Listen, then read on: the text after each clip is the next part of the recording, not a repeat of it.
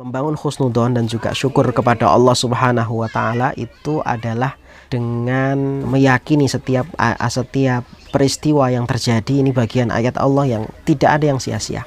Ini penting untuk kita mengawali kajian di sore hari ini. Karena begini jamaah sekalian, kita berburuk sangka kepada pencipta kemudian menyebutkan, wah ini kenapa ya kok kita diuji seperti ini, kemudian tidak berintrospeksi, maka ada hal yang sayang untuk kita lewatkan, yaitu pelajaran yang sangat mahal dari setiap ayat Allah Subhanahu wa taala. Kalau kita melihat di dalam surah Al-Imran, saudaraku sekalian yang saya muliakan, Allah Subhanahu wa taala mengingatkan tentang satu ciri ulul albab itu apa? Inna fi khalqis samawati wal ard wa ikhtilafil laili wan nahar la ayatil liulil albab. Jadi penciptaan langit dan bumi, perputaran siang dan malam, itu kalau bagi orang ulul albab itu adalah tanda yang bisa menjadikan dia berpikir sehingga bertambah baik kualitas dirinya. Yang kita bisa ambil garis besar adalah bagaimana kita juga bisa mengambil pelajaran atau hikmah atau justru motivasi baik dari setiap peristiwa yang hadir. Hari ini virus corona lah, itu ayat Allah Subhanahu wa taala yang kita selalu perbincangkan di setiap media alat komunikasi kita. Ini isinya virus corona semua hari ini, begitu kan teman-teman. Saya mengatakan ini ayatnya Allah berseliweran. Pelajarannya apa? Sebagai tamparan untuk kita, karena manusia saja dengan cara seperti ini masih banyak yang tidak tersadar untuk tetap tidak melakukan kewajiban yang Allah Subhanahu wa taala telah syariatkan. Maka untuk kita orang-orang beriman, mudah-mudahan tidak demikian. Kita bisa mengambil pelajaran betul dari setiap ayatnya Allah Subhanahu wa taala. Maka kalau dengan ayat ini kita tidak merasa tertegur, saya mengajak diri untuk introspeksi dan muhasabah. Kita harus menangis kepada Allah Subhanahu wa taala karena ada masalah dengan hati kita. Kalau tidak sakit, naudzubillah kalau dia mati. Karena sesungguhnya dengan nasihat sudah nggak merasa dinasehati. Ada orang tuh ya ketika dicubit sudah kerasa. Ada yang dicubit nggak kerasa, dia dijewer nggak kerasa, ditampok. Terkadang ada orang yang sudah ditabok dengan cara yang sangat keras sekalipun tetap nggak kerasa. Inilah kalau kematian itu ada, maka seperti orang yang keluar daripada jasad yang keluar dari kamar jenazah, udah nggak ngerasa lagi, dicubit dia nggak kerasa. Dan itulah yang perlu kita tangisi. Kalau dengan peristiwa yang terjadi yang itu merupakan ayatnya Allah yang ada di sekitar kita ini, maka kita tidak bisa mengambil pelajaran dan menjadikan kita tambah pribadi yang buruk, berkeluh kesah berkepanjangan, tawakalnya kurang, imannya menipis, ragu terhadap Allah Subhanahu wa taala. Maka kita harus menangis, ada masalah dengan hati kita. Kenapa kita tidak menjadi baik dengan peristiwa ini, wasilah peristiwa ini. Baik, ini saya sebagai mukadimah, ini waktunya terbatas. Mohon maaf, ini aplikasi saya ini cuma 40-an menit ya, karena free yang gratisan. Nanti bisa kita sambung kalau perlu tambahan waktu, jadi bisa join ulang. Jadi nanti paling berhenti kalau waktunya habis, kemudian nanti kita join ulang untuk membuka kelas meeting baru. Ya, kita bersyukur atas setiap keadaan. Jadi nggak ada rotan akar pun jadi, istilahnya begitu. Kalau istilah orang Arab ya, idza sadaqal azmu wa hasabil. Asal kita punya kesungguhan, insyaallah ada jalan aja kita dapat ilmu, insyaallah. Dan berkah majelis kita sore hari ini. Bismillahirrahmanirrahim. Kita akan bahas tentang Isra Mi'raj sedikit, sekilas saja untuk bisa kita ambil hikmah dan pelajaran. Ada dua kalimat di sini jamaah sekalian, ada Isra, ada Mi'raj. Berbicara tentang Isra, maka tadaburnya adalah surat Al-Isra ayat awal. Subhanalladzi asra bi abdihi. Kalimatnya demikian. Lailam minal masjidil haram ila masjidil aqsa. Waktunya tidak cukup karena bicara Isra itu panjang banget. Ini dua-duanya panjang ya. Saya sore hari ini hanya berbicara tentang masalah Mi'rajnya. Mi'raj ini bahasanya tidak di Al-Isra. Kalau Al-Isra bicara tentang Isra, kalau Mi'raj bicara di dalam surah An-Najm, surat 53. Nah, yang akan kita lihat sore hari ini tadabburi adalah surat An-Najm ya, surat 53. Nanti bahasannya mulai ayat yang ke-13 insyaallah. Dilihat dari kosakatanya Mi'raj ya. dari kata aroja, ain, ro, jim. Aroja artinya naik ke atas. Nah, mi'raj itu kalau yang sudah belajar ilmu shorof, mi'raj itu isim alat. Seperti miftah. Dari kata fataha. Fataha kan membuka. Nah, alat pembuka miftah. Ini aroja ini naik. Mi'raj sebenarnya aslinya alat tuh naik. Ya, mulai. Ya. Itu asal katanya. Kita mungkin sering mendengar hadis yang berseliweran, kalau sebenarnya bukan hadis ya, sepengetahuan saya yang terbatas ya. Contoh ya, mungkin jamaah pernah mendengar kalimat ini, as-sholatu mi'rajul mu'min. Sholat itu mi'rajnya orang-orang beriman. Nah, ini terus terang bukan hadis ini ya. Tetapi kita ambil maknanya sajalah. Ya, karena isinya benar. Ya, ada sebuah lafaz yang disandarkan kepada Nabi, yang padahal bukan dari Nabi, tetapi isinya benar, maka maknanya itu bisa diambil ya. Ya, kalau isinya tidak bertentangan dengan dalil-dalil yang sahih, itu catatnya. Sama dengan namanya hadis dhaif. Hadis dhaif itu kalau isinya benar, tidak disandarkan kepada bertentangan dengan hadis-hadis sahih, atau ada hadis sahih yang menaungi, maka boleh diamalkan untuk sebagai keutamaan amal. Catatannya bukan dalam urusan akidah, bukan urusan hal haram. Kalau dalam urusan hal haram tidak boleh. Ya, dalam urusan hal haram tidak boleh. Tapi kalau dalam urusan keutamaan amal, masih ada beberapa ulama yang membolehkan. Nah, termasuk ini kalimat as-sholatu mi'rajul mu'min. Untuk memahami kalimat mi'raj ini ya. Jadi sholat itu mi'rajnya, tangga supaya seorang hamba sampai kepada Robnya. Ya, dan ini sebenarnya juga maknanya betul, karena memang oleh-oleh dari Isra Mi'raj itu adalah sholat. Artinya semua permasalahan hamba ini, salah satu jalan keluarnya seorang mendekat atau taqarrub kepada penciptanya adalah dengan cara sholat. Puncak permasalahan seorang hamba di muka bumi ini telah dicontohkan dalam lintas sejarah orang-orang soleh dan para nabi. Mereka meminta tolong kepada Allah dengan cara sabar dan cara sholat. Begitulah yang Allah firmankan dalam surat Al-Baqarah ayat 45. Ya, wasta'inu bis-sabri was-shalah. Minta Allah kamu dengan sabar dan sholat. Ya, meskipun cara meminta tolong lewat ini Allah katakan wa innaha lakabiratun. Wa innaha lakabiratun. Dia ini suatu perkara yang berat. Maka berat itu tidak Allah bebankan kepada yang bukan mukallaf. Mukallaf itu orang yang siap sudah mikul beban. Anak-anak di bawah umur 7 tahun atau di bawah usia balik tidak disebut anak yang mukallaf, mereka disebut ghairu mukallaf. Maka mereka belum dapat kewajiban mikul beban. Sholat itu beban, tapi itu cara jalan keluar, itu cepat datang. Nabi Ibrahim di tengah padang pasir itu meninggalkan keluarganya, ngasih modal supaya cepat keluar dari kesulitan itu, kesulitan air, kesulitan tetangga, ya, kesulitan berupa kesepian, kemudian takut banyak musuh, banyak perampok, banyak binatang-binatang yang nanti kalau cuman berdua itu luar biasa mencekamnya. Itu cara jalan keluarnya Nabi Ibrahim, hanya mewariskan amal itu. Rabbana liyuqimus shalah. Nanti kita bahas di ujung. Jadi dari makna ini mi'raj adalah tangga, alat untuk kita naik kepada membangun hubungan kita dengan Rabb kita. Nah, apa kaitannya dengan Nabi kita Muhammad SAW? Jamaah, ini luar biasa ya, peristiwa yang sangat luar biasa ini. Perjalanan malam Nabi SAW yang kita bisa ambil hikmah itu nggak cukup dengan sekali pertemuan sebenarnya ya, karena background yang melatar belakangi sebelum Nabi di Isra dan Mi'rajkan itu juga peristiwa yang menguras energi dan menguras air mata, khususnya Nabi SAW. Sedihnya beliau kehilangan orang-orang spesial di sekitar beliau,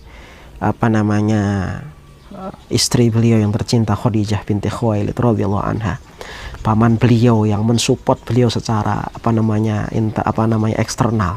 Khadijah mensupport beliau secara internal, paman beliau Abu Thalib mensupport beliau secara eksternal.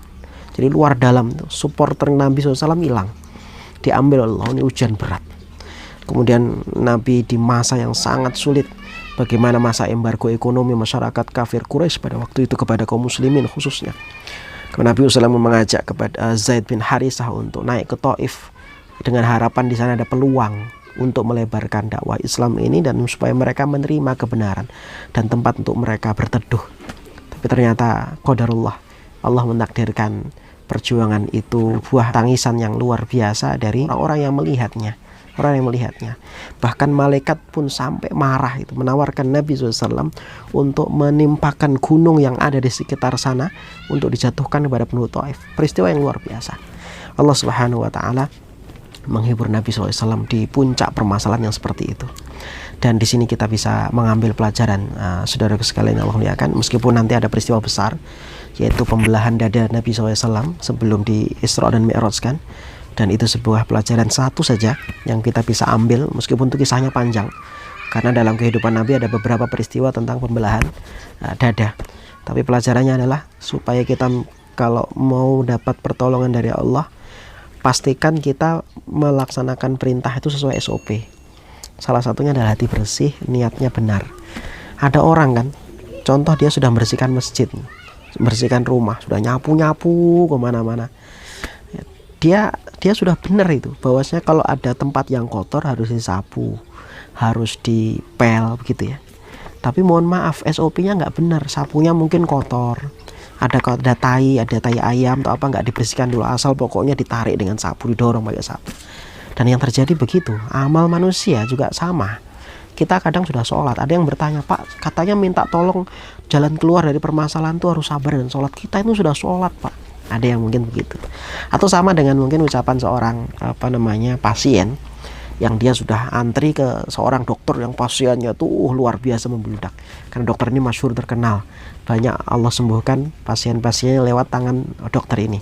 Ya Allah sembuhkan semuanya. Ini ada pasien satu orang sudah datang ke sana, antri panjang, minum obat, beli obat yang sudah referensikan. Tapi ternyata gak sembuh-sembuh, marah-marah dia. Datang ke dokter marah-marah, dokter gimana ini, saya sudah makan macam-macam yang tadi sampai referensikan. Ternyata dicek, cek recheck, ada SOP yang nggak dijalani dari cara dia minum obat. Salah satunya adalah melanggar pantangan. Jadi kalau minum obat ini nggak boleh makan ini ditahan dulu, contoh begitulah ya. Itu nggak diperhatikan. Maka dalam sebuah amal yang kita bangun kepada Rabb kita, meski kita tahu bahwasanya amal itu adalah solusi kita mendapatkan pertolongan, tapi kalau cara melakukannya tidak sesuai SOP, tidak bisa. Sama kayak sholat. Kata Allah Subhanahu Wa Taala, sholat itu tanha anil fahsya'i wal munkar. Tapi kalau SOP-nya nggak benar, banyak sholat tetap saja maksiatnya jalan. Sama. Nabi itulah kenapa sebelum di Isra Mi'raj kan ada pembersihan hati dulu. Kenapa? Hanya hati yang bersih ketika dia melaksanakan ibadah kepada Allah, dan ibadahnya akan menjadi kualitas imannya, akan menjadi jalan keluar permasalahannya, yaitu orang yang beribadah hatinya bersih. Kita kalau sudah Allahu Akbar, ketika masih dalam hati kita mohon maaf ya, ini ngomongin jengkel dengan orang-orang sebelahnya, ini belum kita bersihkan dulu. Ada yang besar lain kah selain Allah Subhanahu Wa Taala yang kita besarkan? Padahal kita lisan gini masih mengucapkan Allahu Akbar. Ini berarti belum bersih.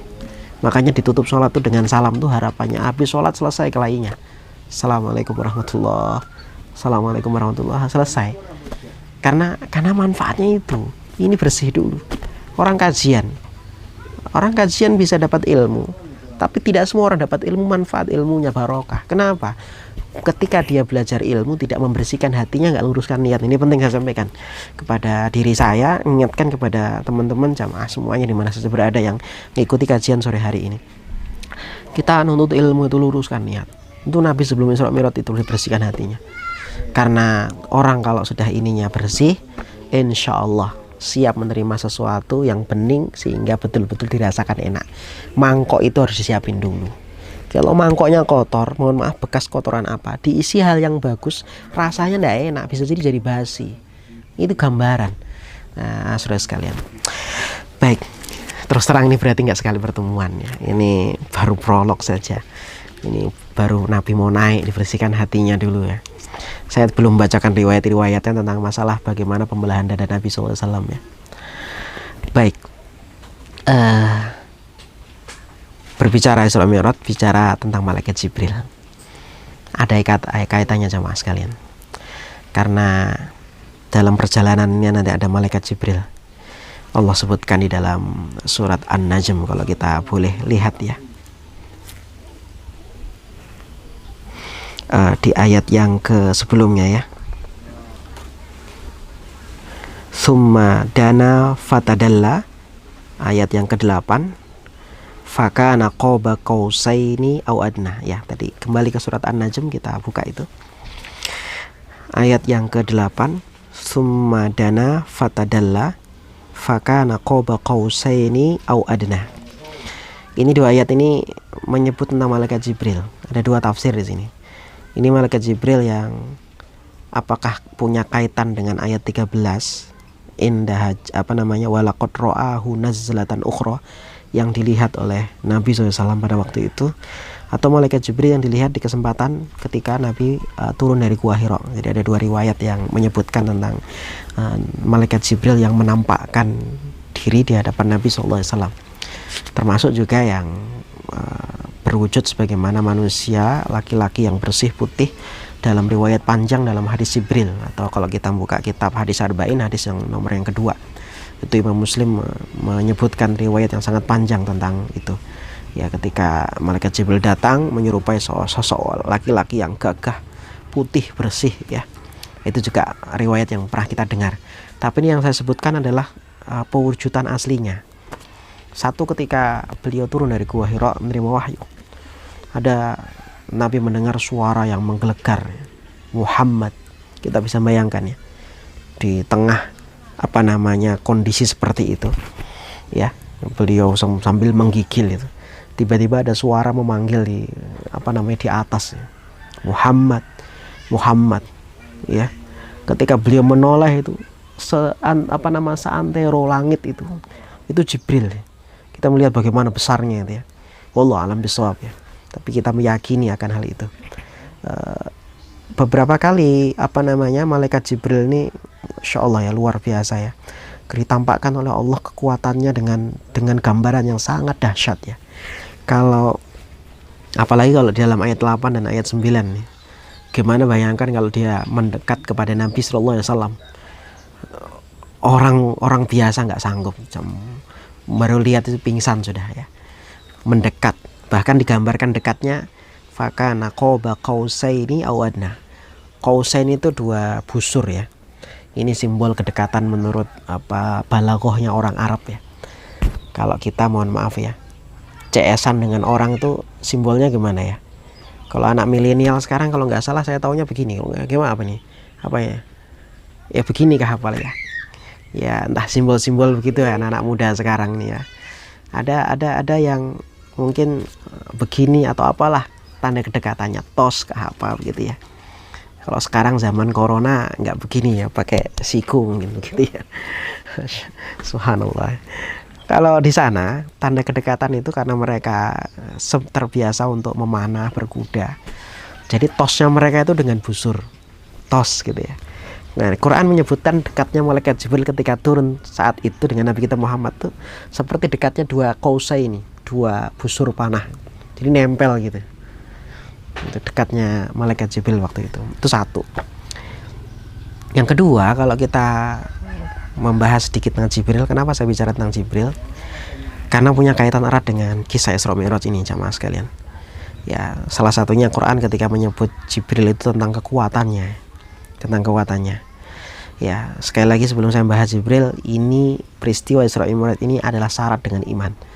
Maka salah satunya adalah bercerita tentang malaikat Jibril adalah pelajaran iman di dalamnya. Maka tidak boleh tidak diceritakan tentang Jibrilnya. Ya, jadi sebelum kita masuk ke poin Isra Mi'rajnya ya, jadi masih awal-awalnya ini ya, baru nyeritakan satu topik belum kita gabungkan ya. Maka Jibril Allah ceritakan di dalam Al-Qur'an itu, saya contohkan di dalam ayat yang ke-6, mundur ke belakang kita. Dzu mirratin fastawa. Mirrah itu asal katanya mirrah dari kata murur, marro ya murru, marro mimro ditasydid ya. Ya, mimro. Ya, marro ya murru. Artinya lewat. Kalau murur itu lewatnya nggak sekali, jadi berkali-kali. Malaikat Jibril dijuluki dalam ayat ke-6 surat An-Najm ini dengan Dzu mirrotin fastawa. Jadi makhluk Dzu yang memiliki mirroh. Saya terjemahkan tekstual dulu ya, dan saya terjemahkan secara tafsiriyah. Dari kata marro muncullah kalimat murur. Pertama, perjalanan yang jauh, kemudian perjalanan yang sering, dan perjalanan yang melelahkan. Jadi minimal 3 kalimat digabungkan. Asal katanya cuma lewat aja. Marro. Ya, maror tu bizaid. Kalau dalam kitab-kitab nahwu klasik ya. Aku lewat tempatnya Zaid. Ya. Maror tu bizaidin. Ya. Di sini murur. Jadi malaikat Jibril itu digambarkan begitu aktivitasnya. Perjalanannya jauh dari langit, ya langit ke-7, kemudian ke dunia, dan itu dilakukan terus menerus dan itu melelahkan. Dan itu tidak ada yang kuat kecuali makhluk Allah Subhanahu wa taala bernama malaikat, dan Allah memberikan kekuatan kepada malaikat ini. Coba kita bisa membayangkannya. Semua bintang-bintang, kalau para astronom masih menyebutkan planet-planet itu bintang kan, sampai yang paling jauh itu kan disebut masih bintang. Ya, bahasa Arabnya kalau nggak najm, kaukab, jamaknya kawakib. Artinya kalau masih kategori bintang, maka benda yang paling jauh ditemukan oleh manusia yang disebut istilahnya oleh para astronom masih kategori bintang, berarti masih langit pertama. Itu saja jauhnya berapa lama perjalanan tuh jamaah sekalian. Itu masih langit pertama. Mau ke planet manakah? Pluto kah? Atau yang paling jauh lagi? Gitu ya. Namanya kalau masih bintang berarti langit pertama, dan itu langit ke-7 jamaah. Perjalanan yang selalu dilalui oleh malaikat Jibril. Dan itu gambaran kekuatan beliau. Yang kedua ya, kita bisa melihat di dalam surat Yasin. Surat Yasin menyebutkan 3 tempatnya. Dalam Quran ada 3 tempat menunjuk, ada 5 tempat. Nah, 3 ada di dalam surat Yasin. Ayat yang ke-29, ayat yang ke-49, dan ayat yang ke-53. Kalimat yang saya maksud tentang kedahsyatan malaikat Jibril ini, ciptaan Allah ini, ya, malaikat yang sangat spesial ini adalah soyhatan wahidah. Soyhatan wahidah itu sekali tiupan.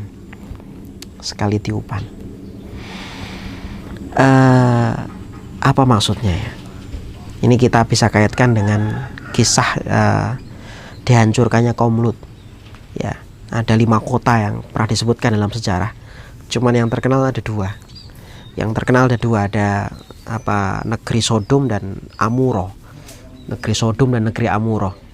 Itu saudara sekalian yang Allah muliakan, 5 kota itu kita bayangkan ya. Kalau kita mungkin sekarang 5 provinsi lah. Ya, di Indonesia ini kan luas-luas lumayan itu. Itu kalau digambarkan dalam kalimat ini, soyhata wahidah, itu sekali tiupan, itu di kaumnya Nabi Soleh ya, yang soyhatan wahidah. Kaumnya Nabi Soleh itu sekali tiupan hancur semuanya, gelempar semuanya itu. Itu malaikat Jibril. Begitupun tadi saya sebutkan di kaum Sodom tadi itu 5 kota itu cuman, mohon maaf ya, di ujung sayapnya Jibril semua. Itu diangkat kemudian dihempaskan. Sehingga ya Allah alam bisawab, kalau kita jalan ke daerah Syam, salah satunya di sudut Yordania, ya antara Palestina dan Yordania, ada Laut Mati ya. Laut Mati. Itu disebutkan oleh para ulama itu daratan yang rendah. Dan itu salah satu gambaran dahulu pernah dihempaskan yang dari langit itu oleh Allah Subhanahu wa taala lewat kekuatan yang Allah beri kepada malaikat Jibril. Itu cuman ujung sayapnya saja jemaah. Ujung sayapnya malaikat Jibril. Plus. Subhanallah. Kita melihat ini luar biasa. Ini malaikat, baru 1 malaikat. Maka jamaah sekalian, kalau kita membaca hadis-hadis tentang malaikat itu, Masya Allah, kalau perintahkan berdoa, berdoalah. Kalau Allah Subhanahu wa ta'ala perintahkan berlindung, berlindunglah. Banyak yang ikut mengaminkan. Makhluk-makhluk yang tidak diberikan oleh nafsu, yang kerjanya tunduk dan sangat suka dengan orang yang bertasbih, sangat suka dengan orang yang berzikir, sangat suka dengan orang beristighfar, sangat suka dengan orang berdoa. Maka kalau kita bicara malaikat, iman kepada malaikat, Masya Allah jamaah sekalian, mulai dari yang paling dahsyat ketika berbicara Quran, bicara tentang Lailatul Qadar, tanazzalul malaikatu warruhu fiha. Masya Allah, itu kenapa kok cahaya ketika hari Lailatul Qadar, ketika malam Lailatul Qadar, harinya itu paginya disebutkan Nabi berbeda, tidak terik, tidak terlalu dingin, tapi sejuk. Matahari itu tidak bisa terik. Kenapa ya? Para ulama yang menyebutkan, menukil beberapa riwayat, itu karena malaikat yang tadi malam turun di malam Lailatul Qadar itu saking banyaknya, itu masih pada proses kembali ke langit. Saking banyaknya itu, sehingga banyaknya malaikat yang kembali ke langit itu sampai menutup semburat cahaya teriknya matahari. Masya Allah. Makanya itu puncaknya kita berdoa itu, yang disebutkan oleh Allah Subhanahu wa Ta'ala, lebih baik daripada 1000 bulan. Masya Allah. Itu baru malam Lailatul Qadar. Dan banyak selain malam Qadar, ada nggak hal-hal yang Allah kaitkan dengan malaikat? Turunnya hujan, kenapa disuruh berdoa? Ada malaikat. Sampai pada hal yang negatif ya. Saya contohkan hal negatif yang ada kaitan malaikat itu, lisan yang mencela, lisan yang melaknat. Hati-hati, ada yang mengaminkan. Bukankah Nabi SAW ketika naik mimbar, dalam sebuah riwayat disebutkan, beliau pernah mengatakan amin, sementara sahabat bingung, ini amin atas apa ini Nabi SAW? Naik, kan ada tiga anak tangga mimbar Nabi SAW. Tangga pertama beliau bilang amin, tangga kedua amin, tangga ketiga amin. Setelah selesai khutbah beliau ditanya, alama amanta ya Rasulullah, ya Rasulullah, tadi engkau amin karena apa wahai Rasulullah? Beliau kemudian mengatakan, Jibril mengaminkan apa yang aku sebutkan. Atau bahkan ada yang riwayat yang lain, ada malaikat Jibril berdoa, Nabi yang mengaminkan. Ya, dan ini jumlahnya lebih banyak. Jadi Nabi tinggal bilang amin, Nabi tinggal bilang amin, Nabi tinggal bilang amin. Terus yang berdoa siapa? Malaikat. Jadi malaikat juga berdoa, malaikat juga bertasbih. Maka jangan kita merasa pesimis ketika berdoa. Insya Allah ya, banyak para malaikatnya Allah Subhanahu wa Ta'ala suka sekali dengan hamba yang berdoa. Hamba-hamba yang bertasbih itu dikenali oleh para malaikat. Itu seperti kita itu mengenali bintang di langit. Seperti kita mengenali bintang langit. Kita bayangkan tuh ada gemerlapnya. Dari langit itu kelihatan orang suka beribadah, orang suka berzikir. Malaikat mengenalinya. Ya, malaikat itu mengenalinya. Baik, kita nyambung. Ini masih tentang malaikat ya.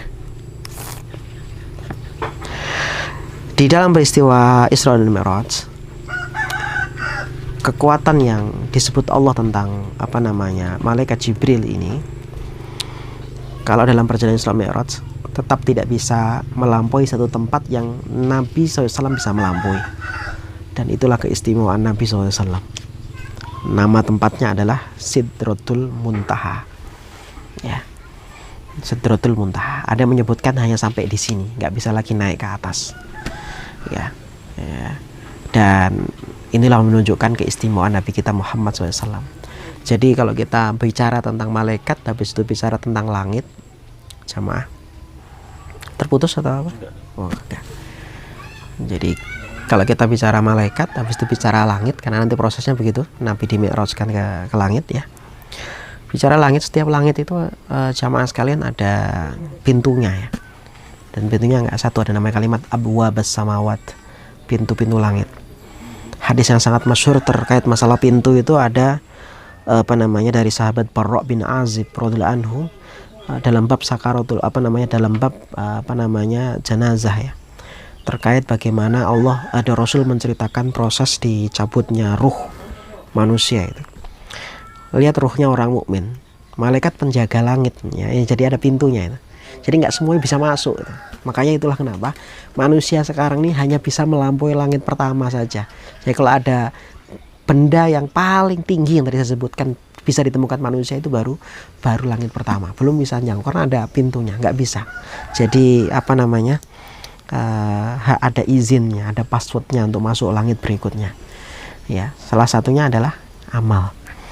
Jadi ketika ruh manusia itu diangkat oleh Allah Subhanahu wa Ta'ala lewat malaikat tadi, kemudian dibungkus dengan kafan ya, kemudian naik ke atas, malaikat penjaga langit pertama, ini siapa ini yang kamu bawa ke atas ini? fulan bin fulan. Kalau nama itu familiar, nah ini penting. Terkadang orang merasa sedih ketika tidak populer di bumi, ya. Tetapi seharusnya kita sedihnya tatkala kita tidak populer di langit. Ini penting muhasabah kita supaya menjaga keikhlasan. Tidak penting kita populer di bumi, meskipun juga diperlukan untuk syiar. Tapi yang terpenting adalah kita ini populer nggak di langit, penduduk langit kenal dengan kita enggak. Itu nanti malaikat akan menghempaskan lagi roh kita ke bumi. Ada jenazah yang tidak diterima oleh bumi. Ada orang yang sangat merasakan ketidaknyamanannya di alam barzah sebelum penantian yang sangat panjang menuju hancurnya alam semesta, datangnya hari kiamat, kiamat kubro. Salah satunya nggak dikenali karena amalnya. Nah, orang yang banyak beramal itu, penduduk langit akan kenal dia. Oh, fulan yang sering ini ya, fulan yang sering amal ini ya, fulan yang sering ini, insya Allah dikenali oleh penduduk langit. Oleh karena itu ini semangat kita untuk beramal soleh. Ya, meskipun tidak ada media yang meliput, tapi insya Allah tidak ada ceritanya Allah itu tidur. Malaikat tidak ada berhenti untuk mencatat setiap amal baik maupun jeleknya yang dilakukan oleh manusia. Jadi amal baik kita meskipun di tengah hutan belantara, tidak ada yang memviralkan, jangan khawatir, Allah akan tetap mencatatnya.